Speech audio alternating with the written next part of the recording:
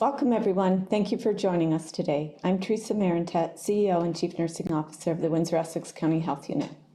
Today, we are reporting an increase of 29 new cases of COVID-19 in Windsor and Essex County. Of the 29 cases, 6 are close contacts of confirmed cases, 3 are outbreak-related, 2 are community-acquired, and 18 are still being investigated. We have had 13,534 cases since the beginning of the pandemic. 12,854 cases are now resolved, and 279 people are active at this time. There are 41 preliminary or confirmed variants of concern identified in Windsor-Essex, and 2 cases have the UK variant. 21 cases are hospitalized, and 4 people are in ICU. We have lost 401 people to COVID-19. There are currently 11 active outbreaks in Windsor and Essex County, 5 workplace outbreaks, 4 community outbreaks, 2 long-term care and retirement homes have outbreaks. A total of 57,234 doses of COVID vaccine have been administered to Windsor and Essex County residents. As we finish booking people over the age of 80 that have used our pre-registration process, we are announcing that we will be closing the pre-registration system as of 4 p.m. Tomorrow, Saturday, March the 20th. Everyone who is currently pre-registered will be booked for an appointment, so no need to, to register again. Residents over the age of 80 can still use our call-in number to schedule their appointment at 519-251-4072. We will be migrating to a new scheduling system for people over 75 next week. Regarding the pharmacy rollout, there are currently 57 local pharmacies across Windsor and Essex County that are providing AstraZeneca to people aged 60 to 64 years of age, pending ministry direction to include higher age groups. We have added these sites on our website and links to participating pharmacies. To book an appointment, go to ontario.ca/pharmacy COVID vaccine. For more information about COVID-19 vaccines, please visit our vaccine webpage at wechu.org. Our EPI has pre-recorded the weekly EPI summary, and he will be available after for questions. So we will now proceed to the weekly EPI summary report. Thank you. Good morning, everyone. My name is Ramsey D'Souza, the manager of the Epidemiology and Evaluation team at the Windsor-Essex County Health Unit. I'll be once again stepping in for Dr. Wajid Ahmed today to present this week's EPI summary. So let's begin. Here is the epidemic curve for Ontario. In the past couple of weeks, we are starting to see an upward trend in the daily case counts alongside the 7-day moving average, which can be seen in the blue line. As you can see in the red box that I've drawn on this figure, we are now seeing the beginnings of a third wave in the province. Now moving on to our case counts and 7-day moving average. As mentioned in yesterday's presentation, our numbers have plateaued but still remain high. Similar to what we've seen in the first wave, found in the red box, here we see that our numbers are high and remain approximately 30 cases a day, give or take.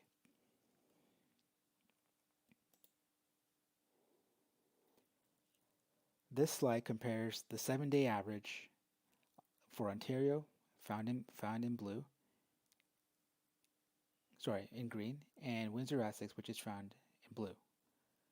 Looking at the end of the second wave, we see that the numbers in Ontario are increasing once again, while the numbers for Windsor-Essex has remained stable for a while, but it's still relatively high.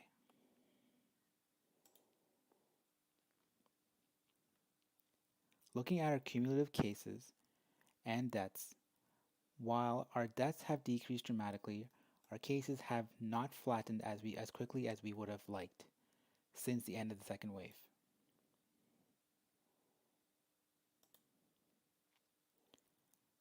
Cumulatively, our deaths, though, have decreased over the past month or so, we're now starting to see less deaths reported day over day.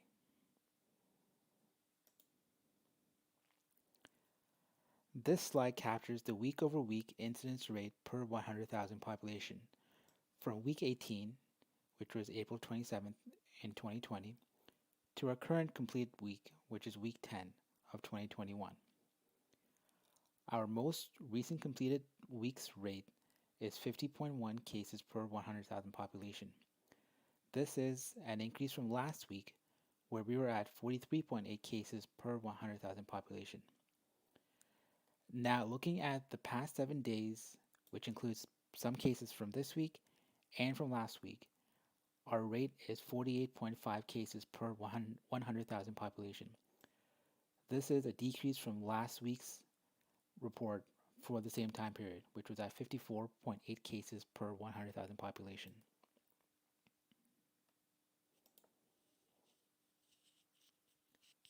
Now, looking at our weekly rates found in the dark blue line in comparison to the southwest region of Ontario, which is in green, and for all of Ontario, which is in orange, our rates are on the lower end this week compared to Ontario, as the province enters their third wave.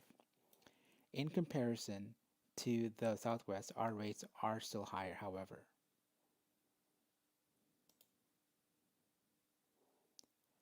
Looking at our wastewater surveillance data, which is the red line mapped against our cases, which is in gray, in the past week or so, while remaining low, we did see an increase towards the end. We will continue to monitor the trend to see which direction it goes over the next week or so. Just a quick disclaimer that the RT-qPCR method for analysis of wastewater samples is still under development and is currently being validated through this pilot study conducted in collaboration with the University of Windsor lab and our local municipalities alongside the ministry. As such, these results are considered preliminary and are subject to change.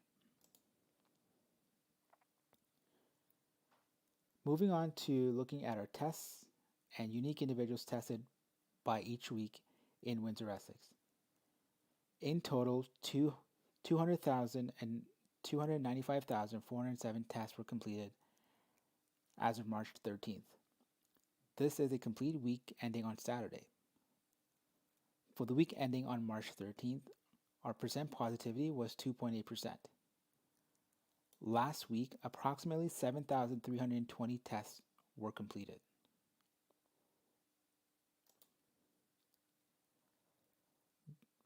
Continuing on with percent positivity, this slide looks at the most recent 7 days worth of results. The most recent 7 days are preliminary and are subject to change. In the past 7 days, Windsor-Essex has the 7th highest percent positivity in Ontario, sitting at 2.7%. This has increased slightly from last week, where we were at 2.4%.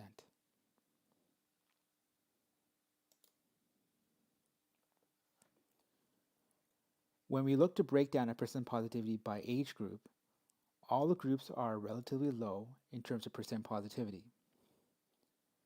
However, we are seeing a slight increase in the 18 to 34 age group, where the percent positivity is just over 4%, at approximately 4.6%.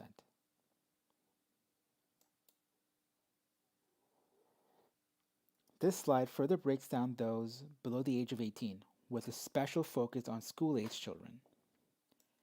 We see that overall, percent positivity continues to decline across 2 of the 3 school-age groups, except for those in the 14 to 17 age group, found in the orange line. Here we see that in this age group, the numbers are actually trending in the opposite direction compared to those in the 4 to 8 age group and those in the 9 to 13 age group.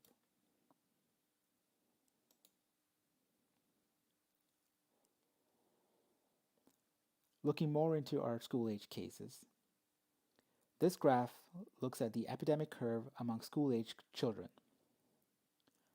Our current 7-day average is at 3.7 cases, which is lower compared to what we were seeing last week, where we were at 5.0 cases per day.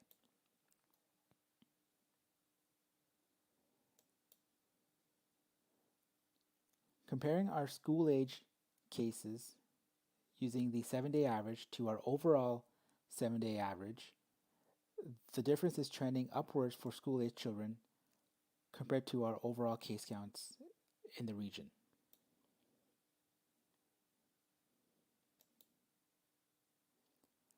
Our overall cumulative case epidemic curve for school-age children also shows and follows the same trend seen across all cases in our region, where the flattening hasn't really happened to the extent that we would have liked.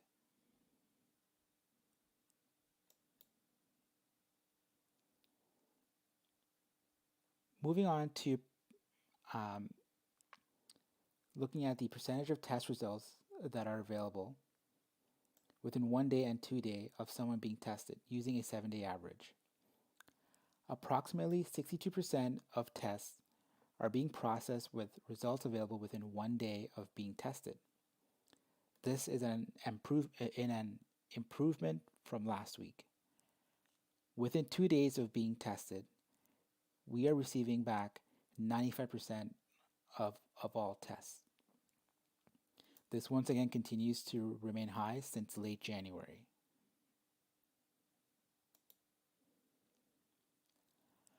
When we compare our test results in terms of how quickly we are getting it back within 1 day to other areas in the province, using the 7-day average, we are now in the middle of the pack, where 57% of our results are being processed within 1 day.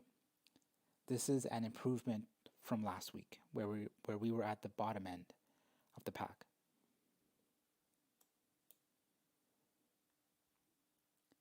Looking at how long it takes a test result to come back for when someone goes and gets tested in Windsor-Essex, we are currently sitting at 1.5 days.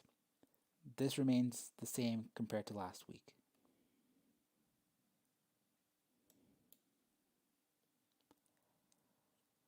When we compare our cumulative rates in the province, Windsor-Essex has the third highest rate in Ontario after we were overtaken by Toronto last week.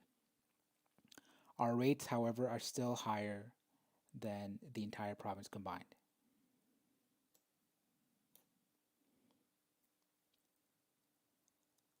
These are the overall rates per 100,000 by municipality. Kingsville and Leamington have the highest rates in Windsor-Essex County, followed by the city of Windsor.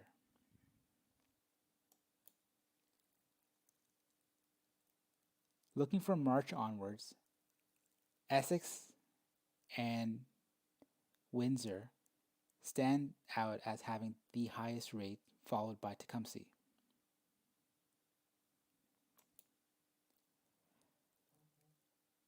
This slide looks at the overall case counts in Windsor-Essex by municipality. Overall, 56% of our cases have been from Windsor, 16% from Leamington, and 9% from Kingsville.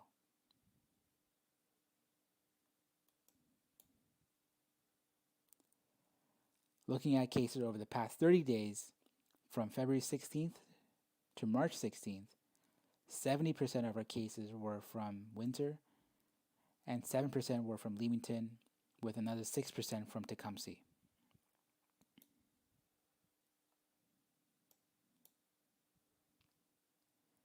Shrinking that down to the past 7 days, and we see that 67% of our cases were from Windsor, 7% each from Tecumseh and Leamington.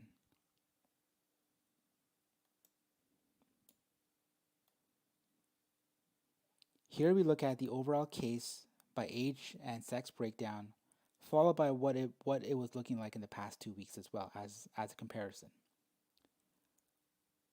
Here we see that in the past 2 weeks, our cases are higher in the 0 to 19 age group, while we are seeing less cases in the 80 plus age group. This can potentially be attributed to the vaccine rollout to our 80 plus population this month.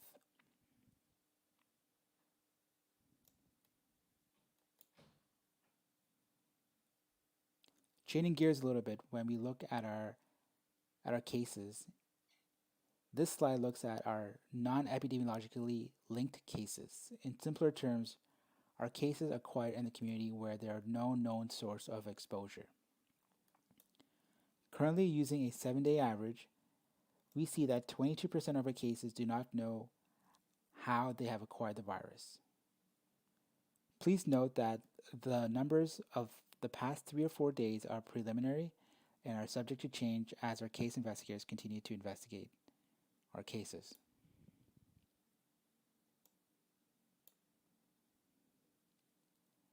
Now, looking at acquisition from the beginning of October to now, modes do vary from close contact to community acquisition, but there are still very few travel-related cases.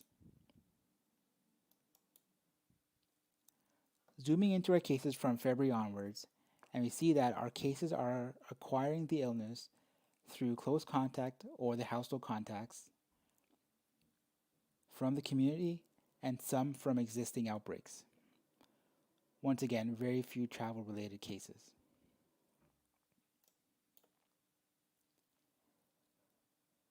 When we break this down by municipality, in terms of where cases have acquired the illness, we see that in March, in Amherstburg, 28% of the cases since the beginning of March acquired it from their close contacts, and another 28% from the community. In Essex, 39% of cases acquired the illness from a household contact. In Kingsville, 35% of cases acquired the virus from the community. In Lakeshore, 29% of cases acquired the virus from the community. In LaSalle, 37% of cases acquired the virus from a household contact. In Leamington, 34% of cases acquired the virus from the household contact. In Tecumseh, 36% of cases acquired the virus from the community. And in Windsor, 29% of cases acquired the virus from a household contact.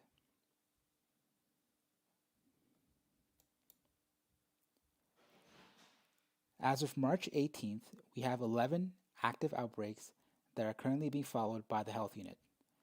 This has decreased from 15 active outbreaks from this time last week.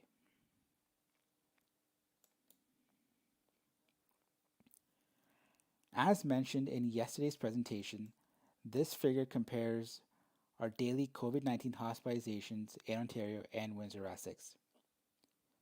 We can generally see a decrease in hospitalizations in Windsor-Essex after a second wave, but the same cannot be said for Ontario, where they are now seeing an increase in the past 2 weeks.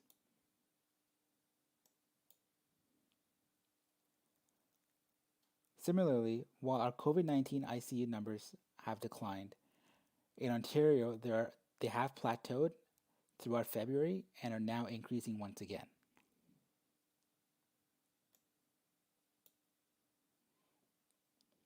Looking at our cases that are admitted to the hospitals, we are seeing lower levels compared to what we were experiencing in the second wave.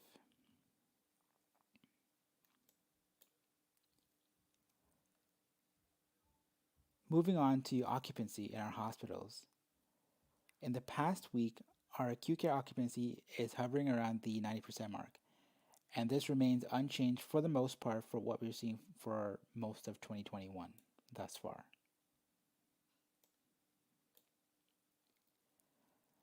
After seeing periods of low occupancy in late January and early February, we are now seeing higher rates of occupancy in the ICU. Focusing just on the vented beds, which is the dark blue line, occupancy has decreased once again, which is a good sign, meaning that there are more free beds in our hospitals.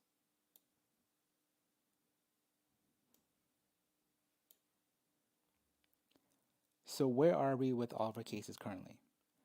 Almost 95% of our cases have resolved. Approximately 1.5% of our cases are isolating, and unfortunately, we lost 3% of our cases.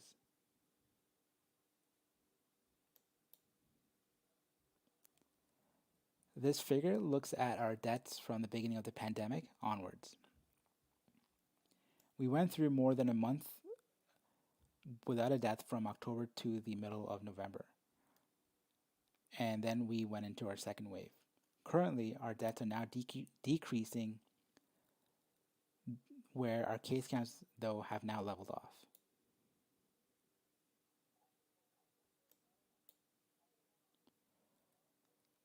Looking at the age and sex breakdown of COVID-19 deaths in our community, overall, more females have passed away due to COVID compared to males. From an age distribution perspective, approximately 63% of our deaths were in individuals who were 80 years and older. The youngest person died was a man in his 20s.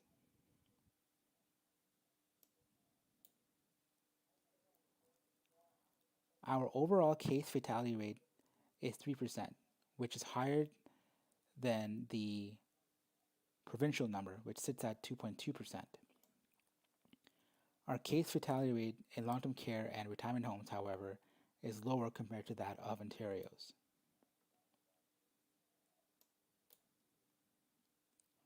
Revisiting our doubling time, and we see that as a country, province, and locally, we're seeing that our doubling time is potentially trending differently. In Ontario and Canada, we're starting to see a downward curve signaling an increase in cases. Our current doubling rate is better than Ontario's and Canada's.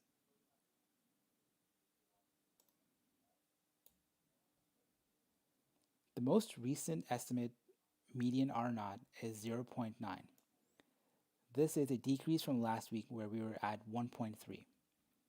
When the R0 is less than 1, each existing infection causes less than 1 new infection. If lower, it means that our case counts are decreasing. However, there is a caveat here where we have seen fluctuations in our cases where it has gone up and down. So you can see right now in this figure, we have been straddling the 1 threshold, meaning that once again with our cases, this can once again mean that our numbers are neither increasing nor decreasing, but stays relatively high.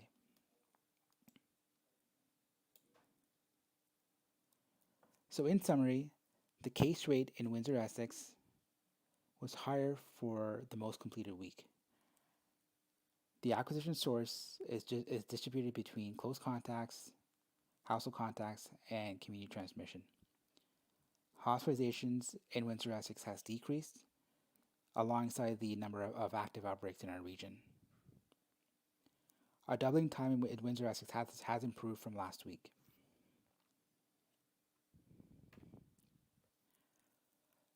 Our most recent completed weekly case rate is 50.1 cases per 100,000 population. When looking at the most recent 7 days available, our case rate is 46.5 cases per 100,000 population. Our percent positivity for a full week is 2.8%. When looking at the most recent 7 days, our percent positivity is at 2.7%. Our most recent R0 sits at 0.9. When looking at the criteria for red, our weekly case rates are still higher than 40 cases per 100,000 population. Our percent positivity is higher, sitting at either 2.8 looking at the full week or 2.7 looking at the most recent 7 days. Our R not effective, however, has decreased from last week. So we see some numbers in the red and some numbers in the orange category. Thank you.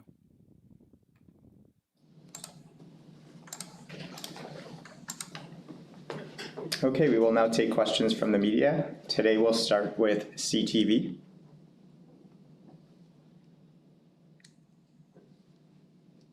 Hi, good morning. Sorry, let me just grab these. So with the pharmacy rollout, I understand that the AZ shots are expected to expire on April 2nd. Is there any direction on what they can do with the unused doses? So the unused doses, I'm assuming you're saying that those that have vaccine right now, we want them to continue to administer the doses, and we hope that they continue to use everything that they have before the expiry. Okay, and I'm guessing based on the epidemiology summary for today, I think I know the answer, but just to get an answer, what color do we expect to be in this, like when they announced today? Well, based on the summary, and we have not heard anything from the province, so it's just a educated guess, but I would assume that we will remain in red. Thank you. Any questions from CBC? Hi, yes, good morning. Just to clarify, are we moving to the provincial vaccination registration system on Monday? And also, the province just announced that over 75s can register, so that applies locally as well, right? So locally, we were moving to 75 plus because of the fact that we're finishing up our 80 plus seniors. So you bring a good question. We were using our own system to schedule people because we were a bit ahead of the province. Now that with the announcement that the province is also moving to 75 plus, we're going to have a good look at the scheduling system. It won't change anything for our residents because it brings you to our website and you'll either link into our new scheduling system or the provincial one.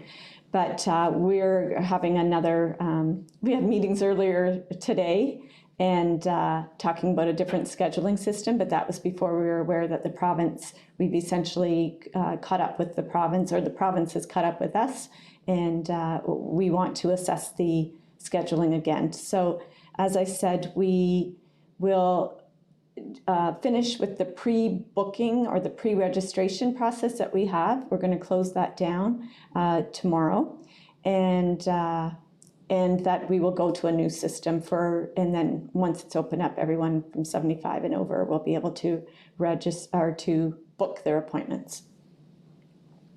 Thank you. I also wondered if you could share a status update on vaccinations at family doctors' offices. Has that started yet, or can you say which clinics are involved? So I don't have the entire list. Well, there are 8 or 9 that we distributed vaccine to this week, and they have started immunizing their patients. And they are mostly family health teams in Windsor and across the county. And we have another clinic at one of the area physicians. So it's very limited. I don't want to give the list in case I've missed someone or I've added someone inadvertently, but we'll make sure that we share that. But right now it's very limited to those that we have been working with very closely, and they are family health teams in the area, and they're specifically doing the rostered patients that they have and trying to increase access. So I have heard that those that started this week, it's been going very well, and that some of their patients have already been immunized through the mass immunization site as well, because they're doing the same grouping, so over 80s. So it's good to hear people are getting the vaccine when it's available to them. Thank you. Any questions from Blackburn? Yes, Teresa, just to confirm, I know, I think you've already mentioned it, but just to clarify, I've heard some concerns from people who have registered through your system and have not received an appointment yet. People raising concerns that you said that you were expected to be done. So those appointments are still being made. People shouldn't panic that they haven't received a call yet. Yes, exactly. So that's the perfect message, is that anyone who has pre-registered, you will be called, you'll be booked. So don't worry, we have everyone still in the system that pre-registered and has not been notified yet, they will be. So good message and thank you. That's a perfect, you said it perfectly. Do you know approximately how many more appointments that are left to be booked? I'm trying to remember our conversations, but I would say maybe hundreds, but not a lot. But I could be wrong. I've got a lot of numbers in my head right now because we've had a lot of conversations this morning. But I think it's probably hundreds in that age category, 80 plus. Right, so they should expect to hear before the weekend's up, or? We're working now and through the weekend, so it will continue. I hate to say before the weekend's up and then someone, I don't want to cause alarm. We will get to everybody, and I don't want people that haven't been contacted through the weekend to be concerned. We will book you, and it may be into next week, but I'm not really certain on the progress or how quickly it'll all occur, but they're working as quickly as they can. And people will be working on the weekend to continue to okay, thank you. book. Any questions from AM 800? Teresa, with the 75 and over now eligible, when do you think we'll be starting that for Windsor-Essex? I would say next week we will get our system in place for the bookings. People will be able to book 75 and over. And I believe we have about 15,000 people in Windsor and Essex County that are between the ages of 75 and 80. So if all of those people book, that will be, it will be easy to get them all vaccinated based on the ability, the various sites that we have and the vaccine right now. With the 80 and over population, and I know, like you said, you have a lot of numbers in your head. I believe you told us there was about 20,000, including the long-term care and retirement homes. What number are we at? I might have missed it. How many people have registered so far? Oh, I believe there was 16,000 in total had pre-registered. That's a fairly high number of the 20,000, including not including the long-term care and retirement homes. Are you pleased with that number? Were you expecting more? Just seems like a lot of people in that age category have registered here in Windsor-Essex.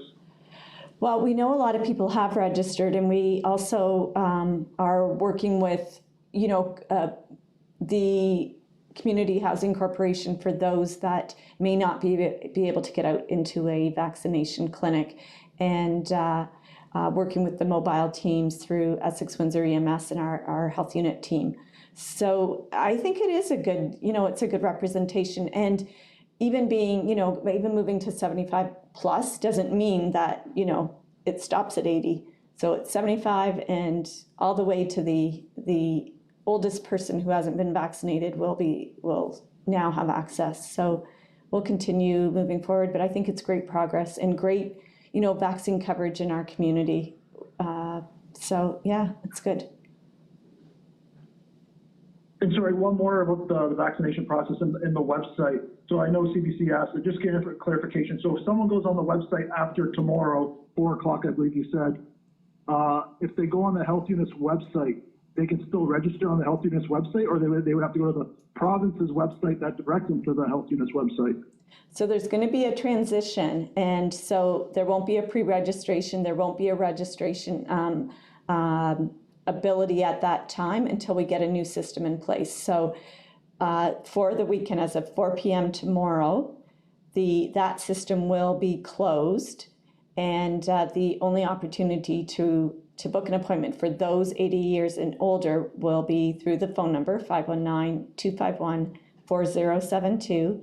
And from my understanding, until we flip to the new process, which will be, we're aiming to get that completed this weekend, then we'll announce it. But so there will be a period let's call it a blackout period, where there won't be that ability to access a scheduling system or a scheduling system for your appointment. So when we're able to open it up and provide access, we will, but it's that flipping from one system to another, and we're trying to coordinate all of that. And when I say we, I'm talking about our IT and our communications, not me at all. Thank you. Any additional questions from CTV? Yes, hi. We're hearing of planned anti-lockdown protests over the weekend. So we were just looking to get a message from you to these protesters. So there's a protest planned, you're saying, for the weekend in that area? And are you asking about like just the usual public health measures, that we don't want people gathering, but I anticipate if there's something planned that does involve a gathering, which is not recommended at this time. I'm assuming we're going to remain in red. That's a control zone. That's not a zone to expand our contacts. It's to continue to minimize. But masking, physical distancing, not attending anything if you are sick, and really limiting your contacts. We had a good EPI summary today to see that we're, doing some good work, but gatherings are not in line with the recommendations. Thank you. Any additional questions from CBC? No, thank you. Blackburn? No, thank you. AM 800? Just a couple quick ones. Teresa, do you know if any charges were laid on St. Patrick's Day? Oh, I don't know that. We did have our officers out, but I don't have that information. I should have been ready for that one, but I'll have to follow up and get back to you. I can have Mike send out something after. Thank you. And one final one here. Tomorrow marks the 1-year anniversary of the first COVID case in Windsor-Essex. I guess I know we've talked about the year and how it's been, but can you believe that we're still talking about this a year later? Did you envision this at all? I remember writing an article that, like an opinion article that we submitted to the Windsor Star, and it was probably about a year ago. And I remember in that article, kind of outlining, public health measures, stay home, the health unit's here for you, we'll let you know when it's safe to, get back to normal. And I think at the end, and I haven't read it since I wrote it, which was a year ago, I remember thinking, I wish we had a vaccine, if only we had a vaccine or something to that effect. And that's where we are a year later with options for a vaccine. So, it's where we should be, and I'm glad we're here. Thank you. Thank you, everyone.